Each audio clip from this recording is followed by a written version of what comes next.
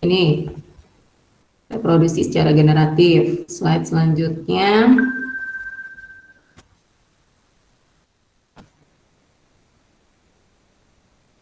Ya. Secara vegetatif itu tadi sistem reproduksi tanpa didahului oleh peleburan sel kelamin jantan dan sel kelamin betina. Ya, ada apa saja? Reproduksi secara vegetatif pada tumbuhan itu, slide selanjutnya. Tadi sudah disebutkan ada rizoma, umbi lapis, umbi batang, umbi akar, tunas, tunas adventif, stolon, dan pembentukan spora. Ya, sebenarnya bentar Ibu Sim. Sama saya di sini ya. Gimana juga? Ada gambarnya.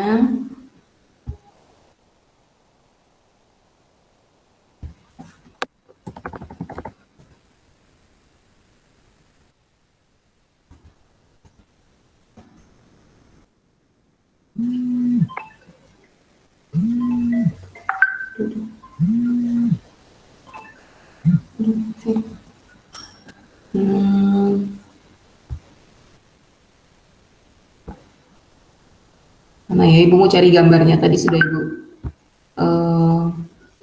masuk gambar sini.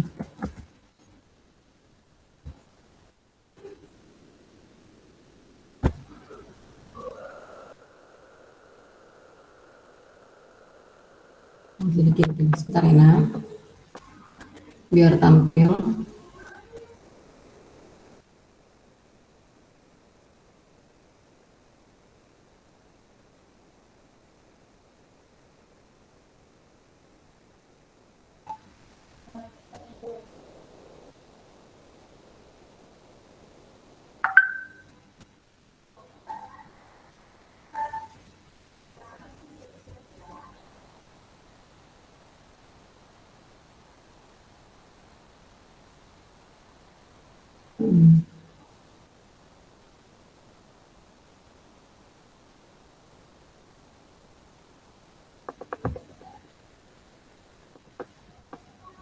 Sebentar.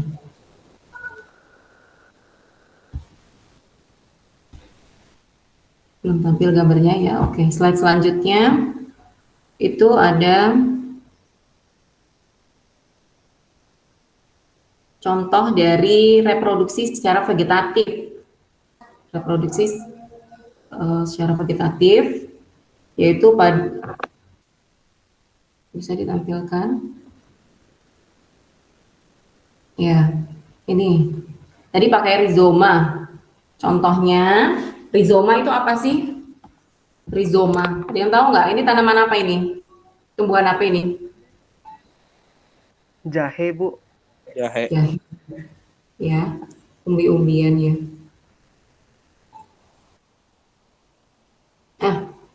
Sorry. Ya, jahe. Jahe itu yang pertama tadi jahe. Kemudian ada contoh selanjutnya.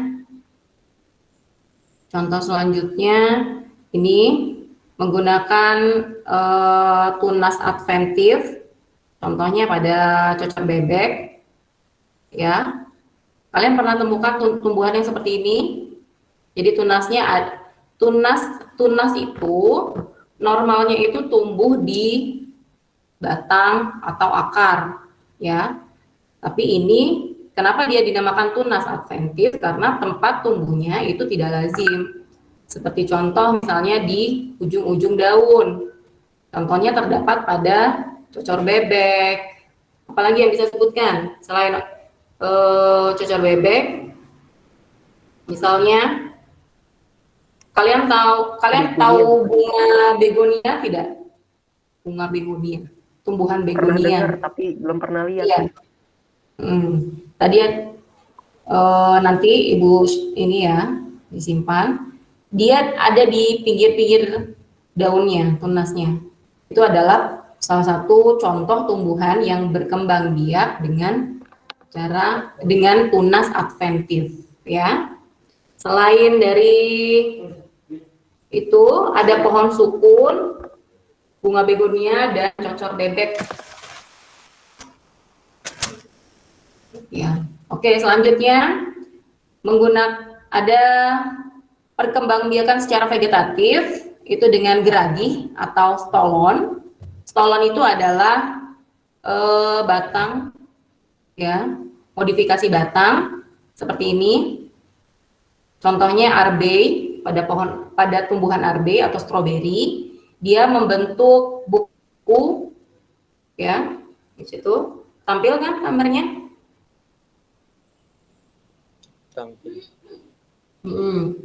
Membentuk buku-buku, kemudian ada akarnya. Nah, akar selanjutnya itu akan membentuk tumbuhan baru, individu baru, ya nak. Selain arbei, ada contoh, misalnya rumput teki.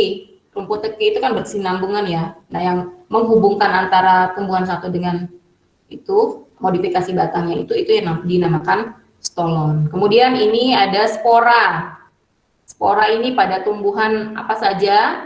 Contohnya, tumbuhan yang berkembang biak dengan cara spora, ada yang tahu? Paku-pakuan, Bu. Jenis paku-pakuan, ya. Kemudian jamur, lumut, ya. Terus ya paku-pakuan seperti yang pada gambar ini contohnya. Kemudian ada tumbuhan suplir, ya. Kalau di rumah kalian masih punya sumur, ada biasanya tumbuh di pinggir-pinggir sumur itu. Dia terbentuk di ujung-ujung daun, ya, sporanya. Berisi sporanya itu ada di pinggir-pinggir daunnya, bentuk sporangium. Nah, ketika spora itu jatuh ke tanah, biasanya dia akan membentuk individu baru, gitu ya. Akan tumbuhan tersebut. Jadi cara perkembangbiakannya melalui spora yang menempel di ujung-ujung daunnya. Kemudian kembali ke PowerPoint kita tadi, perkembangbiakan. Oke, reproduksi vegetatif.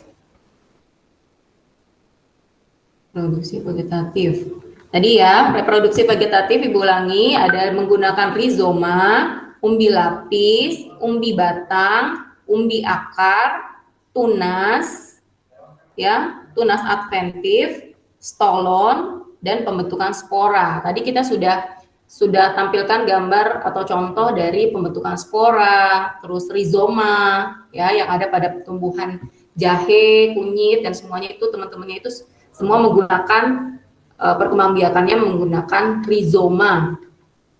Tahu rizoma? Rizoma itu apa ya, rizoma? Rizoma itu sebenarnya apa?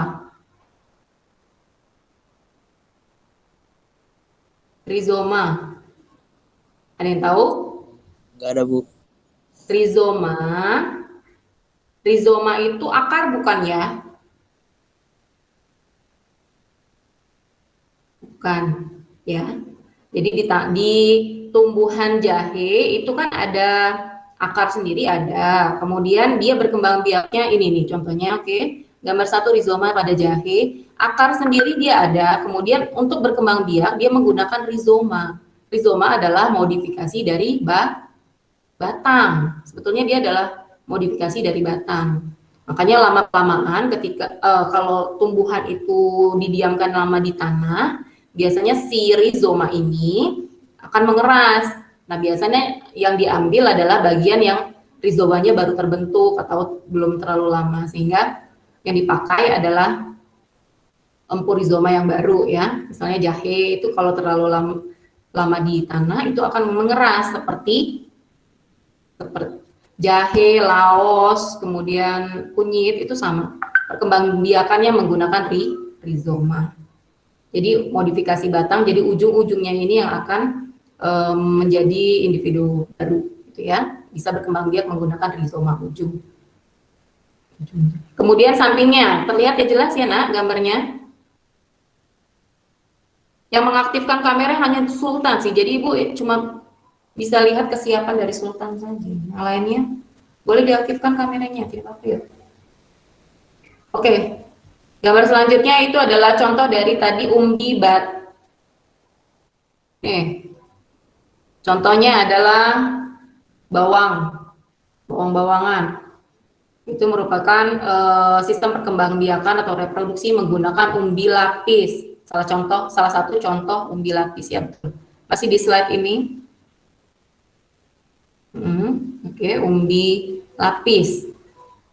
Contohnya semua jenis bawang-bawangan, bawang merah, bawang putih, bombay, itu menggunakan umbi lapis ya. Oke, bisa terlihat ya di sini ya. Bagian yang paling depan yang sudah lama terbentuk itu merupakan daun sisik tempat penyediakan makanan untuk pertumbuhan tunas.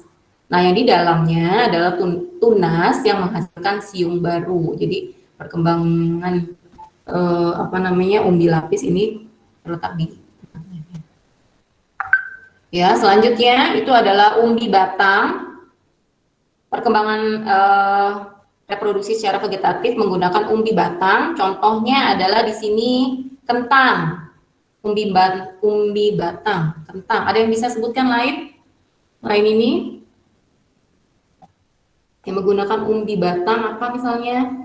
Tanaman sejenis. Singkong. Singkong, oke. Apa lagi? Yang lainnya? Terdengar? Kalau mau jawab bisa diaktifkan suaranya. Apa Heri misalnya Heri? Di sekitar kita aja. Umbi batang. Ubi ungu. Ubi ungu. Ubi. Pakai umbi batang kah itu? Umbi ungu.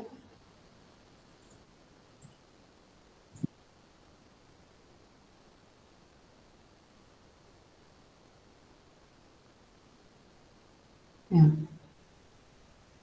Contohnya yang lain, kentang, talas, ada pohon gadung ya hampir sama dengan sistem reproduksinya menggunakan umbi batang. Ya, yang lainnya gambarnya ini tadi sudah ditampilkan cocor bebek menggunakan tunas adventif. Ingat ya, tunas adventif itu adalah tunas yang tidak lazim tumbuhnya. Karena tunas biasanya itu tumbuh di ujung-ujung batang. Ya, kalau kalian lihat perkembangan tumbuhan itu kan biasanya semakin tinggi, semakin lebar itu karena pertumbuhan itu terjadi pada batang. Tapi di tunas adventif ya, ini tunasnya itu terletak di yang tidak lazim, misalnya di ujung-ujung daun ya. Jadi contohnya sudah disebutkan, cocor bebek, enceng gondok ya.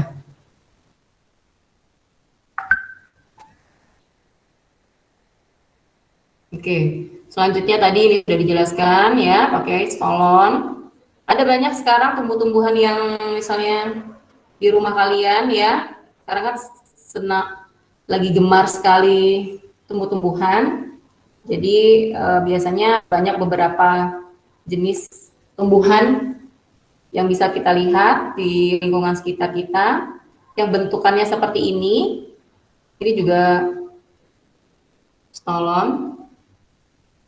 Ya, contohnya rumput teki di rumah kita ada juga seperti ini. Ya, dia memiliki akar dan buku-buku seperti ini. Yang menghubungkannya ini adalah yang namanya stolon ya. Kemudian spora tadi sudah ditampilkan gambarnya. Oke, slide selanjutnya. Ada pertanyaan? Tidak, Bu. Belum ya? Bisa dipahami ya? Nanti di lingkungan kita diamati. Setelah mempelajari ini kalian amati, oh ternyata ini kok aneh ya. Bagaimana cara perkembangbiakannya? Ya, bisa kita lihat lagi materinya. Oh ternyata dia berkembang biak menggunakan spora, menggunakan secara vegetatif, menggunakan spora, menggunakan umbi batang, ya. bilapis atau rizoma. Berarti dia tidak terjadi pertemuan antara sel kelamin jantan dan sel kelamin betina. Berarti dia termasuk ke dalam reproduksi vegetatif. Ya. Oke, selanjutnya reproduksi. Oke, sekarang masuk ke reproduksi generatif pada tumbuhan berbiji. Tadi sudah disebutkan pengertiannya oleh Sultan bahwa generatif itu adalah suatu reproduksi yang harus bertemunya sel kelamin jantan dan sel kelamin betina. Ya, di sini ya bisa dibaca ya.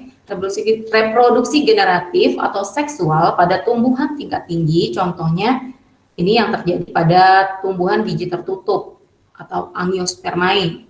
Ini gambarnya ada di bunga lengkap, ya. Biasanya waktu SD kalian sudah pernah melakukan praktik ya, menggunakan bunga yang sempurna, yaitu bunga sepatu atau Hibiscus rosa sinensis. Ini dia terdapat 2 alat kelamin dalam satu tubuhnya, dalam satu tumbuhan ya, ada benang sari dan putik. Nih. Tumbuhan berbiji tertutup memiliki bunga. Bunga merupakan alat reproduksi generatif. Ibu ambil contoh di sini adalah Hibiscus rosa sinensis atau bunga sepatu. Alat kelamin jantan terdiri atas sejumlah benang sari atau stamen. Alat kelamin betinanya putik. Ada yang sudah pernah lihat tampilan ini? Agak sudah langka sih tumbuhan ini ya. Ini adalah salah satu contoh bunga sempurna karena dia memiliki bagian-bagian bunga yang sempurna, ada semua, ada kelopaknya, ada mahkotanya, ada putik, ada benang sari ya. Alat kelamin betina yaitu putik tersusun atas bakal buah ovarium, tangkai putik atau stiulus, dan kepala putik atau stigma. Gitu. Ya. Oke, saya selanjutnya. Reproduksi generatif pada tumbuhan berbiji. Pembentukan sel kelamin jantan dan betinanya yang terjadi pada tumbuhan berbiji ini.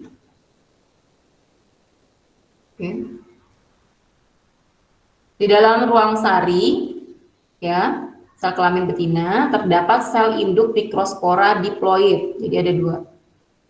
Microspora diploid. Sel induk microspora membelah secara meiosis dan menghasilkan 4 sel microspora haploid. Ada pada gambar, bisa terlihat. Ini melakukan pembelahan secara meiosis. Ada yang tahu meiosis itu apa?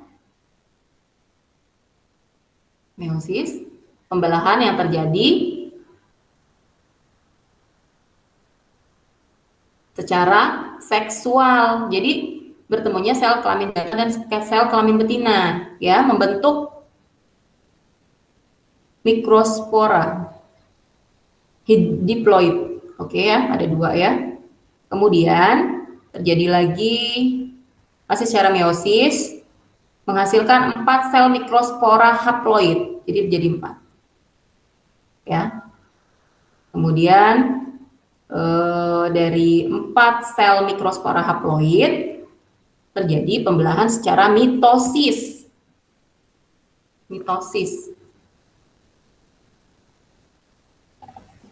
Kok ada 2 ya, Bu? Ada meiosis, ada mitosis. Ada yang bisa bedakan? Tadi kalau meiosis itu terjadinya karena peleburan sel kelamin jantan dan sel kelamin betina, ya. Pembelahan sel secara seksual ya di meiosis. Kalau mitosis ini tidak ada di slide ini ya. Kalau kalian mau catat silakan. Kalau mitosis, pembelahan sel yang menghasilkan 2 sel anak ya. Pembelahan sel atau reproduksi yang menghasilkan 2 sel anak, di mana sel membelah melalui tahap-tahap yang teratur. Kemudian masing-masing mempunyai sifat dan jumlah kromosom yang sama. Ya. Oke. Dari mitosis, pembelahan secara mitosis dia menghasilkan sel spora. Mikrospora. Ini ada dua, generatif dan vegetatif. Inti generatif dan inti vegetatif. Oke. Selanjutnya, ini pembuahan pada tumbuhan berbiji. Bentar, Ibu cek.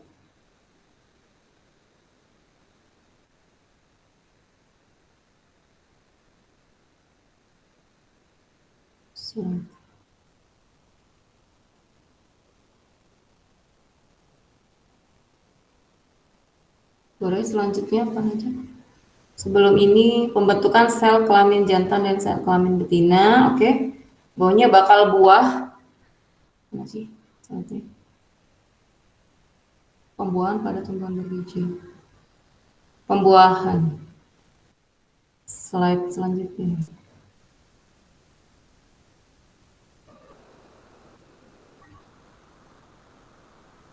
Ya, tadi ya, pembuahan pada tumbuhan berbiji. Pembuahan merupakan proses peleburan antara sel kelamin jantan dan sel kelamin betina. Pada tumbuhan berbiji tertutup terjadi 2 kali.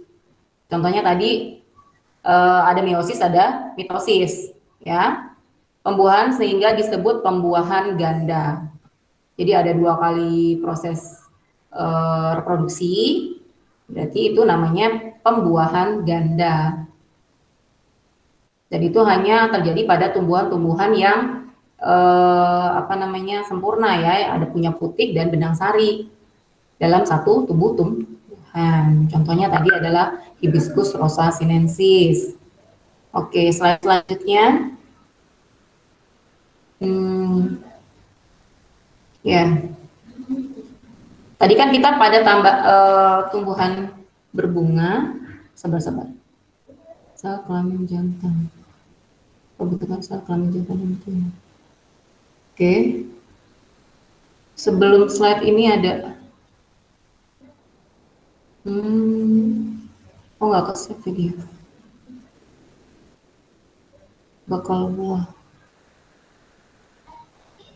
Oke, ini ya, bakal buah merupakan tempat terdapatnya bakal biji, gitu ya. Bakal buah terletak di dasar bunga atau nama lainnya reseptakel dan bentuknya mengembung. Sini. Sel induk. Ya, di dalam bakal biji terdapat sel telur yang merupakan gamet betina, dan di dalam bakal biji terdapat sel induk megaspora.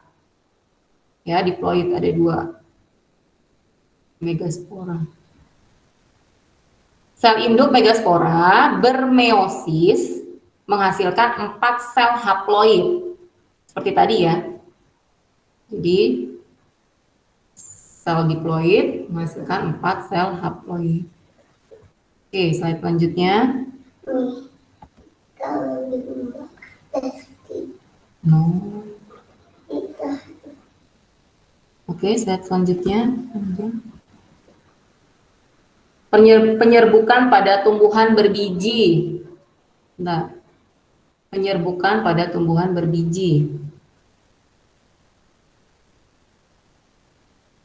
Slide selanjutnya. Penyerbukan pada tumbuhan berbiji. Belum tampil ya? Oke, kita masuk ke penyerbukan pada tumbuhan berbiji. Itu ada 3, berdasarkan asal serbuk sarinya dibedakan menjadi 3. Ada penyerbukan sendiri atau otogami. Yang kedua penyerbukan tetangga atau geitonogami, dan penyerbukan silang alogami. Ini ya. Ini contohnya tidak diberikan di slide ini. Kalau penyerbukan sendiri itu yang tadi contohnya bunga lengkap, ada sel kelamin jantan dan sel kelamin betina itu berada di dalam satu tumbuhan, ya. Jadi bisa dia melakukan penyerbukan sendiri, gitu. Kalau tetangga dia menggunakan tumbuhan lain, ya, tapi masih dalam satu jenis tumbuhan. Tapi kalau yang ketiga alogami atau silang itu berbeda tumbuhan, gitu ya. Berdasarkan serbuk sari, penyerbukan itu dibedakan menjadi 3 ini tadi. Oke, slide selanjutnya. Kita bahas tentang reproduksi tumbuhan dulu ya. Ada yang mau ditanyakan? Yo ini. Heri, Akil, Arkan, Juwita, Ratna. Siapa lagi nih masih bergabung? Nanti absennya Ibu checklist di akhir. Supaya yang keluar berarti tidak mengikuti pembelajaran ya. Sebentar lagi. Slide selanjutnya.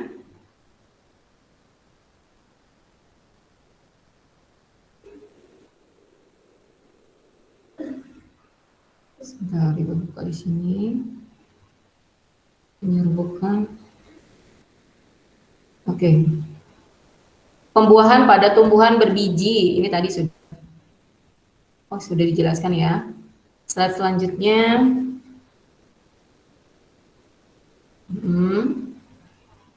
Jadi setelah terjadi pembuahan, bakal biji akan berkembang menjadi biji dan bakal buah berkembang menjadi buah. Ya, ini contohnya struktur biji dikotil dan monokotil. Ya, embrio itu dikelilingi oleh koletidon dan endosperma yang merupakan persediaan makanan. Jadi ini bukan persediaan makanan. Embrio dan persediaan makanannya terbungkus oleh selaput biji. Ya.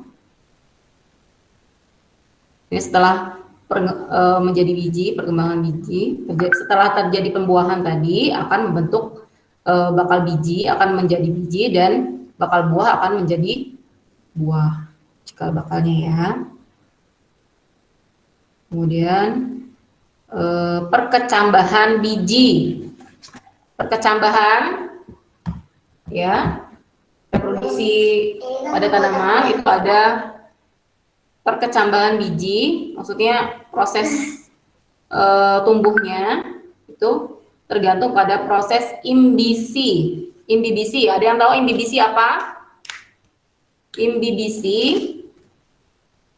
merupakan penyerapan air oleh biji sehingga biji mengembang.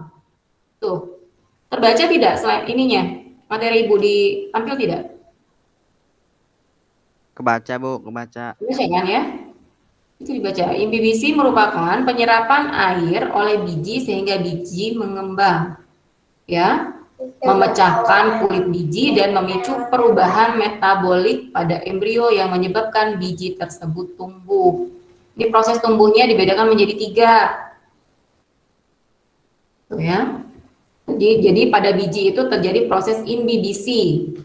Jadi biji itu menyerap air sehingga bijinya mengembang dan memecahkan kulit biji. Ya, terjadi proses tumbuh di situ. Jadi proses tumbuh. Makanya setiap benih ya, kalau kita mau nanam misalnya bibit cabai, rampai dan sebagainya, biasanya kita harus lihat ketersediaan air di dalam tumbuh tanaman yang akan kita tanam itu harus cukup karena dia akan mengalami proses imbibisi ya. Pada saat tanaman itu kering tidak bisa tumbuh dengan ini. Oke, penyerapan air.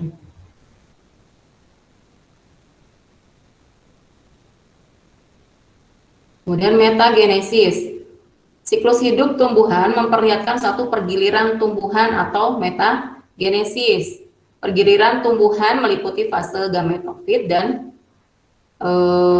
di situ gametofit. Gametofit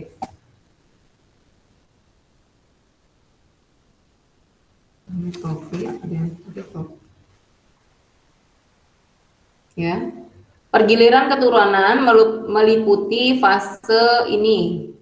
Fase gametofit atau generatif merupakan tahap menghasilkan gamet haploid.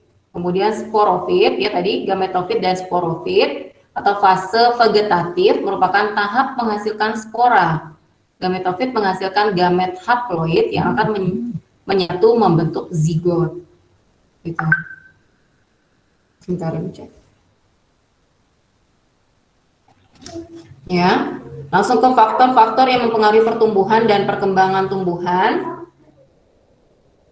Faktor-faktor yang mempengaruhi pertumbuhan dan perkembangan tumbuhan itu ada dua.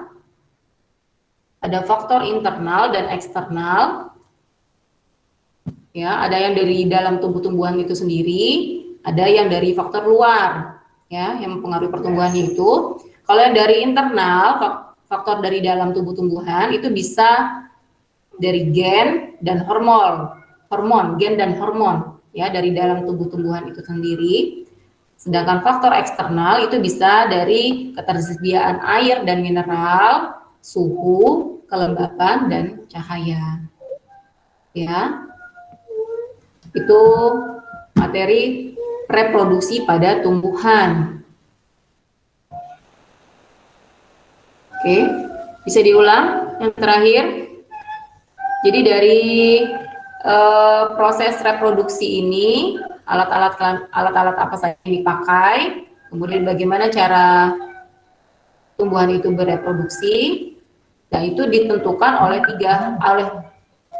pertumbuhan tanaman itu ditentukan oleh dua faktor. Bisa dari faktor internal, bisa eksternal. Ya, bisa dari faktor dari tumbuhan itu sendiri, yaitu slide-nya berganti. Faktor internal yaitu gen dan hormon, sedangkan faktor eksternal itu bisa berasal dari ketersediaan air dan mineral di dalam ketersediaan air. Jadi kalau tanaman itu kurang air, biasanya akan mempengaruhi pertumbuhan dan perkembangan dari tumbuhan itu sendiri, bisa layu, kering, ya, lama-kelamaan tidak dapat bertahan hidup, gitu ya. Jadi kita harus pastikan air di dalam tanah itu cukup diserap oleh akar dan untuk pertumbuhan tanaman itu sendiri. Kemudian suhu, peletakan tanaman itu harus diperhatikan suhunya, tidak boleh terlalu panas. Untuk tanaman-tanaman tertentu juga tidak boleh terlalu lembab. Kalau terlalu lembab, biasanya akan busuk akarnya, ya. Kemudian kelembapannya, ya, suhu dan kelembapan. Kemudian faktor yang tidak kalah penting adalah cahaya. Ya, ini faktor eksternal, cahaya. Pencahayaan harus cukup, karena untuk melakukan fotosintesis tumbuhan itu memerlukan cahaya. Jadi, oke. Ada yang ditanyakan sampai sini? Nggak ada, Bu. Nggak ada. Reproduksi pada tumbuhan. Oke. Sambil menunggu Ibu absen yang sudah ada, ya. Baru 9 sampai dengan akhir pembelajaran kita. Akil, walaupun tidak membuka kamera, seharusnya pada saat pembelajaran online kita harus membuka kamera, ya. Ibu mau lihat kesiapan kalian. Coba dibuka kameranya semua. Sultan dari awal sudah siap belajar dengan menggunakan seragam, dipersiapkan segala sesuatunya, ya. Dan Arkan,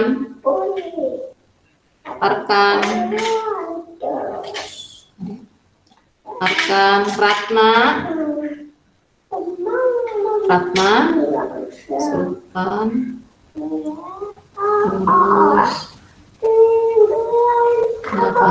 oke, ya, itu Ratna. Akil mana, Kil? Kameranya Kil diaktifkan. Sudah siap belajar belum, Kil? Siap, sebenarnya siap. Walaupun di rumah kan kita tetap biar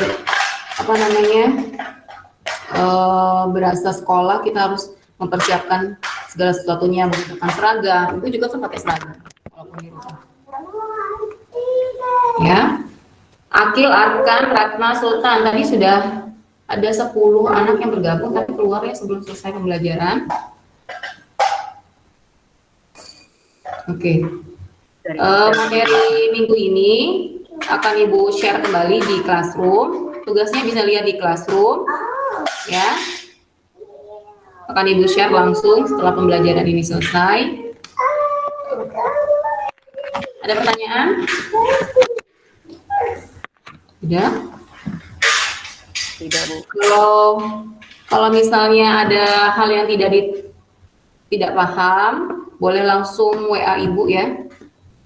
Boleh juga telepon, tapi pada saat jam belajar kita yaitu dari jam 8 sampai dengan jam 12 ya, dengan tata cara dan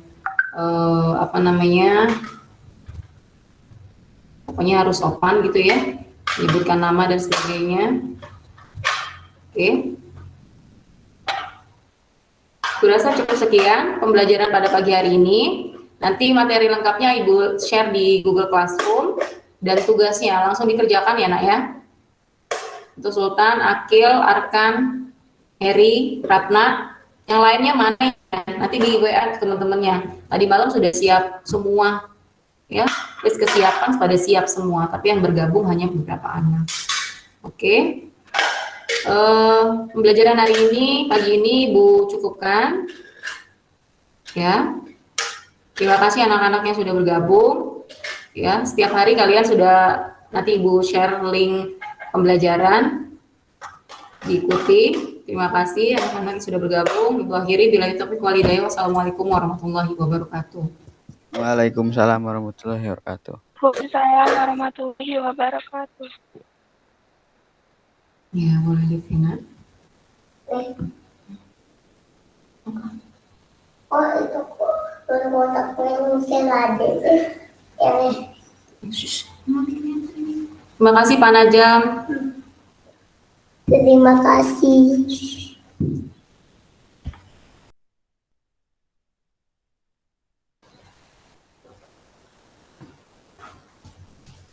Adek. Oke.